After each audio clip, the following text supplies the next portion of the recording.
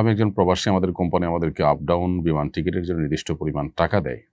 আমি যদি কোম্পানির দেয়া টাকার চেয়ে কম দামে টিকিট করি এবং বাড়তি টাকা রেখে দেই, এটা কি জায়েজ হবে? এটি কমন একটি প্রশ্ন।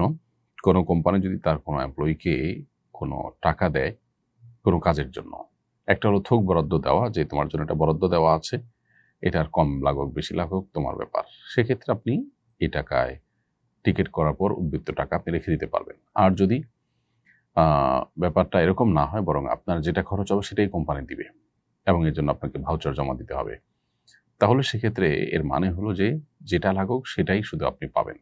তাহলে আপনি অল্প টাকা দিয়ে টিকিট করে বাকি টাকা রেখে দিবেন, আবার ভাউচার দেওয়ার সময় পুরো টাকার ভাউচার দিবেন, এটা জায়েজ হবে না, কারণ এখানে মিথ্যা হবে।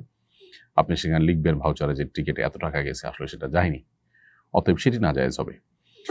কোনো কোনো ক্ষেত্রে কোম্পানি টিএ বিল দেয় এমপ্লয়িকে, যে তুমি এখান থেকে ওখানে যাবে, তার জন্য এই টাকা তোমার জন্য বরাদ্দ।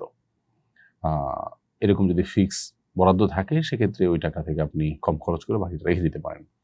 আর যদি বলা হয় যে তুমি যাও, যাতায়াতের যা খরচ হয় সেটা জমা দিয়ে বিল নিবে, তাহলে সেক্ষেত্রে আপনাকে যা খরচ হবে সেটাই বিল নিতে হবে। কম খরচ করে অতিরিক্ত বিল নেওয়া জায়েজ হবে না।